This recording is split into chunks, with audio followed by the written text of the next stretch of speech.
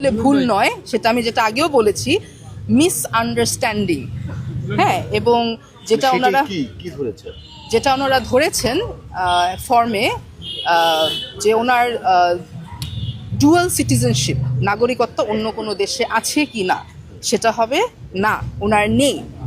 পরের প্রশ্নটা ছিল যে যদি থেকে থাকে সেখানে কি উনি সেটা উইথড্র করেছে নাকি বা গিভ আপ করেছে, কারণ ডুয়াল নাগরিকত্ব থাকলে তো আপনি ইলেকশন করতে পারবেন না। সেখানেও দিয়েছে না, নাই তো আমি গিভ আপ কী করবো আমার যদি নাই থাকে। এবং এই একই জিনিস যেহেতু হলফনামা ইন্টারনেটে দেওয়া আছে, আপনারা সাংবাদিক ভাইরা আপনারাও দেখতে পারবেন, প্রত্যেকটি প্রার্থী একই জিনিসই দেওয়া, না না, আমাদেরও দেওয়া না না। কিন্তু প্রশাসন কেন এটা করলো আমি সেটা ঠিক জানি না, বাট ইনশাল্লাহ এটা কোনো মেজর কোনো কিছু না। যেটা আমি বললাম, এটা একটা মিসআন্ডারস্ট্যান্ডিং এবং মিসকমিউনিকেশন ছিল। সো ইনশাল্লাহ আমরা আগামীকালকে একটা সুন্দর সুখবর শীঘ্রই পাবো, সেটার জন্য দোয়া চাচ্ছি। আর আবারও বলছি, মুলাদি বাবুগঞ্জবাসীদেরকে বাবার পক্ষ থেকে, গোলাম কিবরিয়া টিপুর পক্ষ থেকে আমি হাবিবা কিবরিয়া আপনাদের সালাম জানাই।